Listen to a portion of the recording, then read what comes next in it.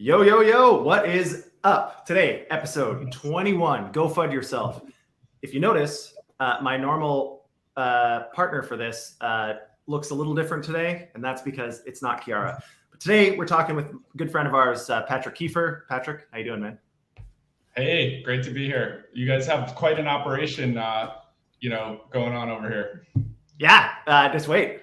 It's only getting better. I think the title of today's pod actually is our little live stream is coming of age. So anybody that was listening yesterday, Kiara and I were joking that episode 20, holy shit, we made it. And she said, well, actually, I think it's episode 21. That's the definition of making it. So here we are. We've made it. We're now in adulthood in terms of the amount of podcast episodes we've done. So anyways, today, what are we talking about? Today, we got a few things. Coinbase. What's Coinbase doing? What are their thoughts? There's a lot of news that's been coming out around, movements from Coinbase the last couple of days. Brian Armstrong, in particular, has come out with some, fairly amazing long-term plans. So we'll talk about that. Also, there is some movement in the Wahi case where Coinbase is submitting some documents to the U.S. Securities Exchange Commission. We'll talk about that. Paxos, where's Paxos at? What are they up to? Sounds like they're getting in a fight with the SEC too. And lastly, Shanghai upgrade. Everything you need to know. But first, our little video.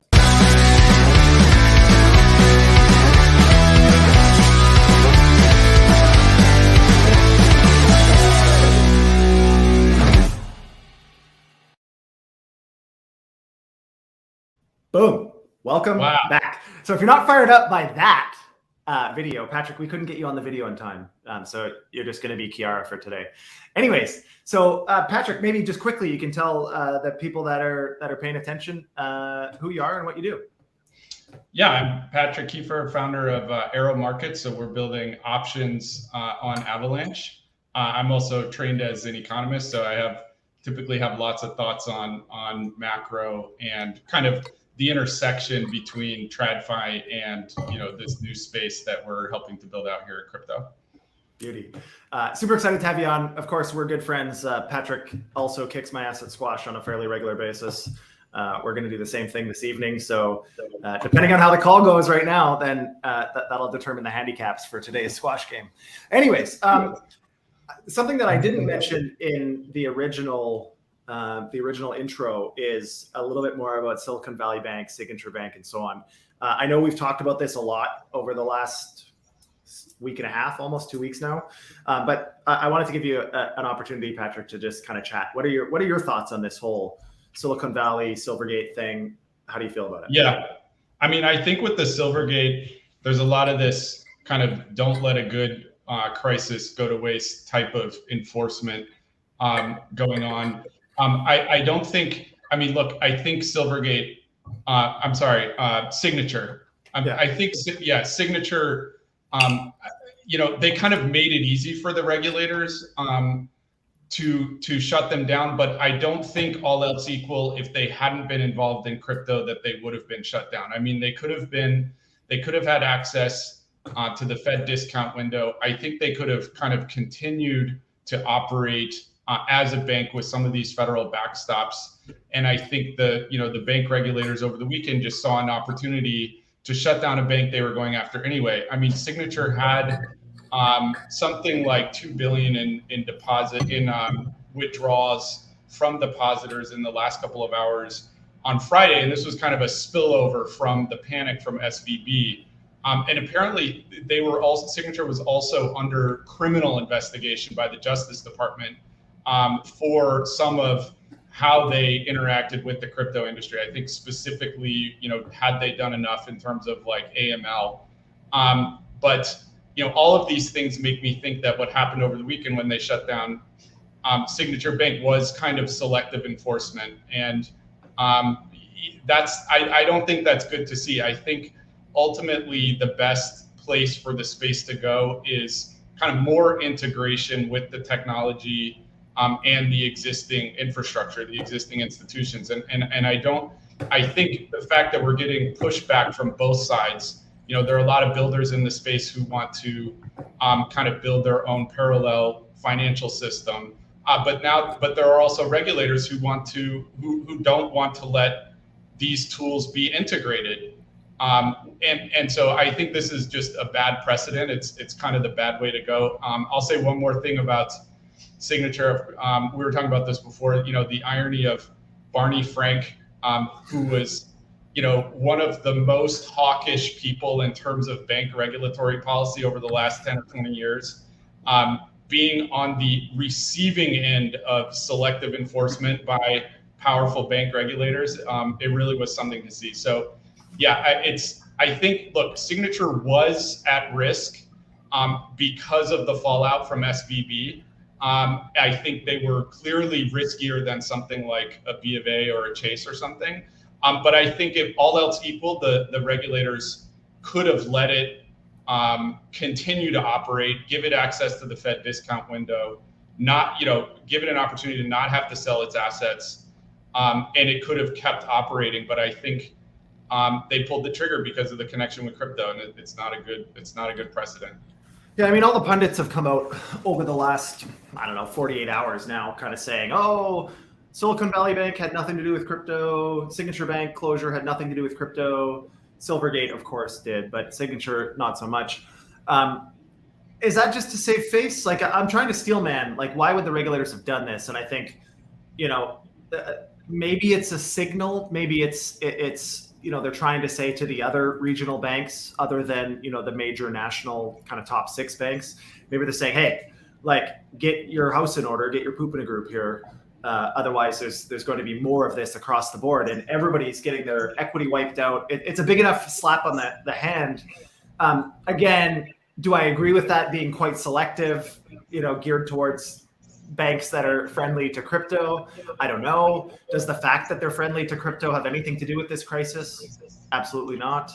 But I think this was a way to send a signal, maybe, and also it's possible, and also maybe a way to clean out some of these, boards that have been around for a while and had a lot of maybe less than ideal approaches to running banks. We'll have to see. Yeah.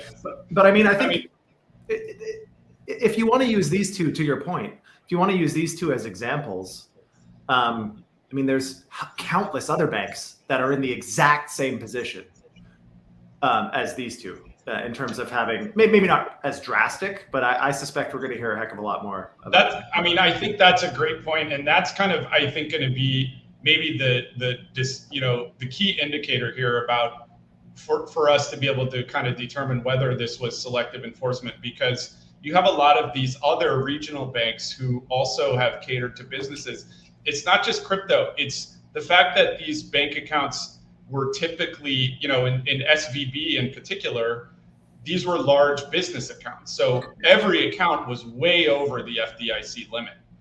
And so, the question is, what does enforcement look like, or what does shoring up the balance sheet look like for other regional banks who have a large business depositor base that's well over the 250K FDIC limit, who don't have any crypto clients and who have similar holdings on their balance sheet, so similar exposure to. Because another thing that has happened, obviously, is rates have gone up so much over the last 6 to 9 months. All of these banks are holding treasuries, and they're taking huge losses on those. Any bank that's holding a treasury that's more than 3 or 6 months out has huge kind of unmarked losses on their balance sheets right now. And so the question is, what are the regulators going to do for other regional banks who have similar losses from bond portfolios, who also have large business clients that are well over the FDIC limit? Do we see some enforcement on those banks? If not, it seems like it was selective, because of crypto. Yeah, absolutely. I think we can talk about this probably for the entire episode because it is pretty interesting. But kind of one final point, and then we can move on to some stuff that's maybe a little bit more exciting, at least. But I think one final thought on that is we're nowhere near the end of this, in my opinion. Like, everybody's saying, "Oh, let the bull commence." Not financial advice, of course. Unlike you, Patrick, I am not an economist. And so this is just my own personal opinion and speculation. But I mean, we still have inflation that is increasing, which is a problem. And we still have a federal government in the US, politics aside, that is drastically increasing the spend in the next federal budget, or at least trying to. Yeah. All of that creates more inflationary pressure. But now the Fed has an impossible decision to make. In theory, they should have continued raising rates. I hate to say that out loud, but they should have, didn't. Now, if they increase rates, it exacerbates the problem for all of these regional banks because their bond portfolios, again, become further underwater and the same thing continues. I don't know, man. Yeah. It'll be an interesting one. But anyways. I think there's going to be more volatility. Oh, for sure. And I mean, volatility is okay as long as everybody can kind of get off the soapbox saying that crypto's dead. Then I think we'll be okay. Anyways, we have lots to cover in terms of Silvergate and SVB and all these others over the coming weeks. But let's talk a little bit about our friends at Coinbase. So I'll tee this up and then I'll get your thoughts on it, Patrick. But Brian Armstrong came out, I believe, yesterday with a 5 to 10 year kind of outlook on creating sustainable and predictable revenue and how do they weather, because Coinbase obviously is, with the ebbs and flows of crypto values, their stock price has been all over the map. Their profitability has been all over the map. And so, they're with their new base ecosystem and others. I think they've got a lot of uphill battles ahead of them. But what are your thoughts on this? What do you think about, Coinbase coming out, giving their thoughts on the future of crypto? Yeah, I mean, I do like when Brian Armstrong comes out and gives these kind of detailed assessments. He's very generous with his time. I mean, I don't know if you saw the Bankless podcast, but he gave them a lot of his time, and I think he's like a genuine contributor to the growth and the health and the stability of the ecosystem. I will say, I was very happy to see on Monday when Coinbase brought back the USDC redemptions. There was some concern over the weekend with the peg breaking and so forth, but it was good to see all of kind of the major institutions, Coinbase and Circle and so forth, come back strong and just be able to, maintain those redemptions. I am curious to see the direction of Base. I think, and we've talked about this before, it's interesting, it's a layer 2, it's technically permissionless. I think the business model for them is to onboard users from Coinbase, which there are very many users from Coinbase. So this is a good plan from their point of view, right? But of course, those users are KYC'd and so forth. So it's threading the needle in terms of, working towards something like permission DeFi. But I think their approach has been smart, and I'm going to continue to, keep an eye on it. Yeah, I think, the double-edged sword for Coinbase is, we all look to them to be, big participants in crypto lobby. And and they are, of course. Brian and Faryar are all about policy and lobby, and they're working diligently to try to get some regulatory clarity for the rest of us. And we all expect them to be, leaders in product development and shaping the direction of the space to a certain extent. At the same time, so that's one side of the sword. The other side is, the regulators are. They've got a giant target on Coinbase because they're publicly traded in America. American company domiciled in the U.S. They're at the biggest risk of exposure to regulators, I think, out of almost anybody. So it'll be interesting to see how all of that plays out. Now, Coinbase is also in the news, for a little bit of a different reason. But I kind of hinted at this earlier. Coinbase submitted a document to the Securities and Exchange Commission about the Wahi case, more or less saying that they do not offer securities for sale. So their position is very firm that they're not offering securities, but they'd like to do so in the future. And so interesting. I think they're disagreeing with the defendants in this case, which is obvious. You can read it on the ticker below. But what are your thoughts on this? Do you think it Do you like to see, Coinbase getting involved in some of these regulatory spats? I think they kind of have to thread the needle. I think they probably get a little more aggressive. They get a little more adversarial than would be optimal from the standpoint of resolving the regulatory disputes, because it helps them from like a marketing and PR standpoint to be seen kind of fighting with the regulators. That's my take. I don't have any inside, knowledge of their, strategic decision making at Coinbase. So it is just speculation. I mean, it's true that it's in their interest from a PR and marketing standpoint to kind of have these adversarial takes with the regulators. I am curious to see what, we've talked about this before, obviously, but I'm curious to see what direction they go with the securities. I mean, if they did say they would like to offer some of these workflows for securities in the future, that's very interesting. So I'm kind of curious to see where that goes. Yeah, I mean, they if anybody is going to make a move into the securities, kind of hybrid security / crypto, whatever that ends up looking like, I mean, Coinbase probably is positioned best to lead in that direction also. So definitely worth watching. Also in the litigation, on the litigation front with the SEC, they seem to be, becoming more front and center now more than ever. Of course, in the wake of everything that happened in 22, and then now this banking, and there's just a lot of things, and it's kind of coming to a head here. But Paxos is also going to duke it out here with the SEC over the BUSD situation. And what are your thoughts on that? I think there's a few directions that stablecoins can go. I was thinking about this over the weekend with all of the news with USDC and everything. It's not obvious to me that the right thing to do is to have a stablecoin like categorized as a security. I mean, maybe if it pays interest in order to entice people to hold it, then maybe it looks more like a security. But I was thinking what would be really interesting, and this is not the direction that Paxos had gone, obviously, but I mean, if you think about the functionality of a stablecoin, if we were thinking about what is kind of a very wide use case for a dollar stablecoin, it basically functions like a checking account.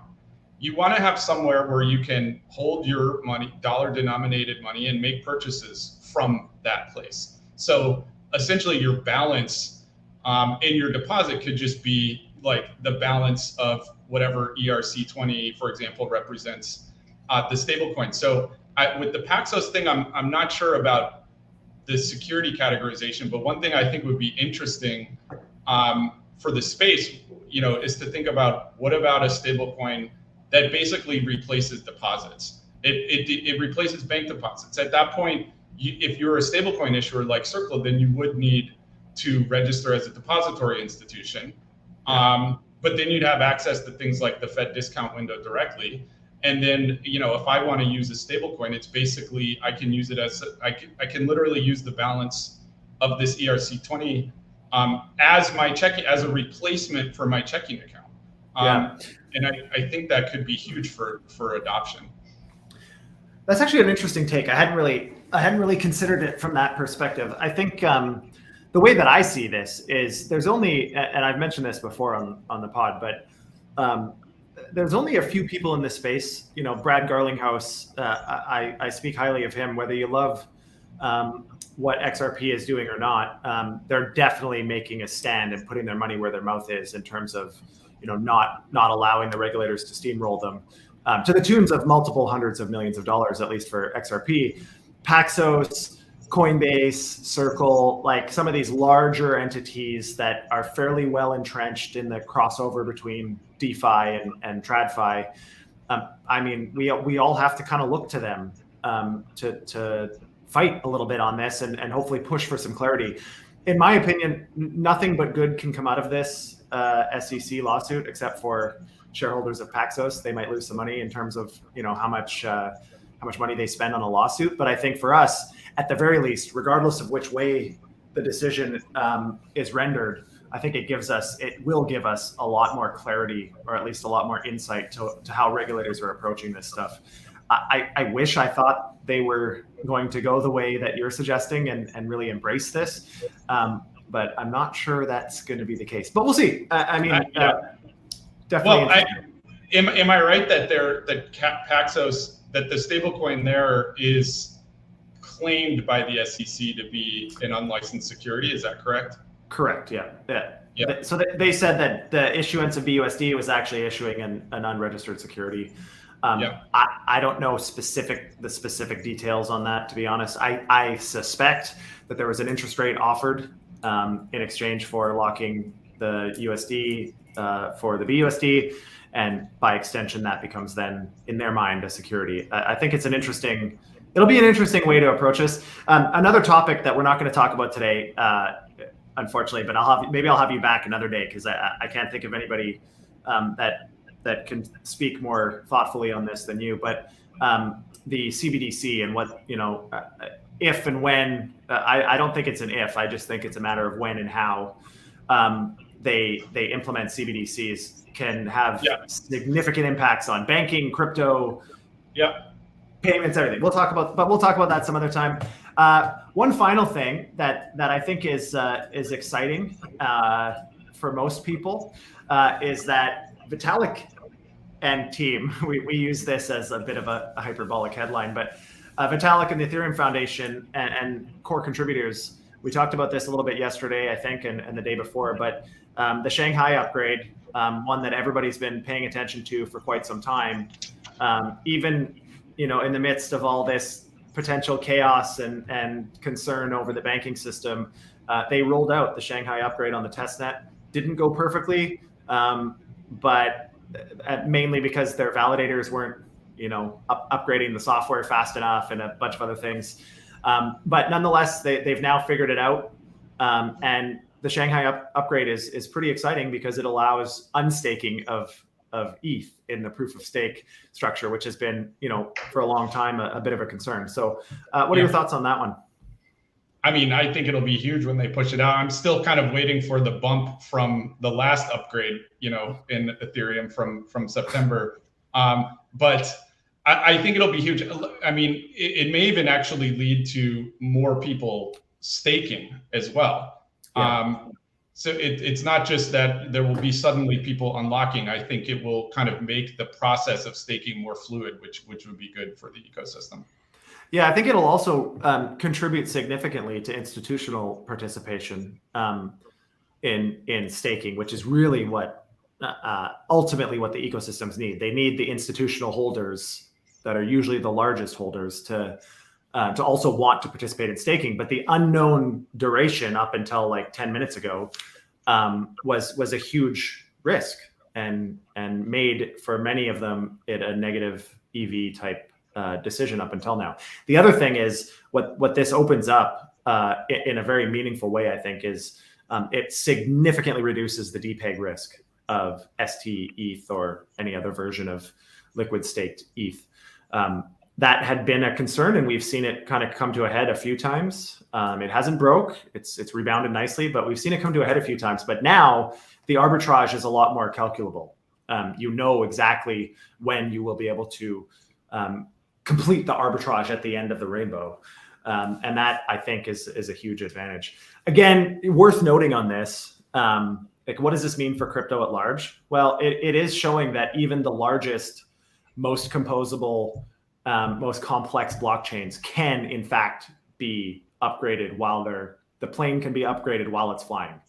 And a lot of criticism and a lot of shade is thrown at these guys, but the fact that they're able to do such sizable upgrades without breaking anything is incredible. And I think, at least tells me that there's a very bright future ahead of us where, this is possible. It is possible for protocols to not just die because it's easier to launch a new one with better properties. So pretty exciting. A couple things that I just want to cover before we end up here. Thanks to our friends at Liquid Collective, the daily merch shout out. Liquid Collective, institutional liquid staking, pretty convenient given what we're just talking about. But institutional liquid staking, they are getting pretty darn close to rolling out ETH entirely, and then they'll be working on other ecosystems. But anyways, good friends of ours, amazing stewards of the space, building some incredible products with incredible partnerships. So thank you, Liquid Collective. And I see you got your Chainlink swag on. I was wearing that a few days ago, and I said someone's going to have to pry it out of my cold, dead hands. But also another loving shout out to Chainlink. All right, Patrick, just as we wrap up today, any final thoughts, anything you want to share about Arrow? Maybe you can tell people a little bit more about Arrow, where to check you out. And we check us out. Arrow, our website is arrow.markets. The Twitter is @arrowmarkets. We're going to be rolling out some of our first products on Avalanche mainnet in the coming weeks. So keep an eye out for it. Beauty.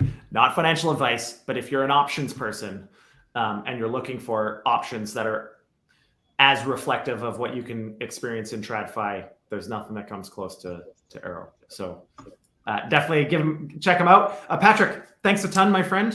Thanks for jumping on. Really appreciate it. We'll have you back. Maybe we'll make it a regular thing. Who knows? Kiara will probably kick me off, and it'll just be you and her. But awesome. anyways, yeah, it was fun. My pleasure, man. And then for anybody else that's watching, same old call to action at the end. Click the bell, do the subscribe thing, share, like, show us some love, show us some hate, whatever it takes. But we want to get as much exposure as we can and start sharing, or at least dispelling, the FUD across the ecosystem. So Patrick, today, you, my friend, go FUD yourself. And we will see everybody tomorrow, 12:30 Eastern, same place. Take care.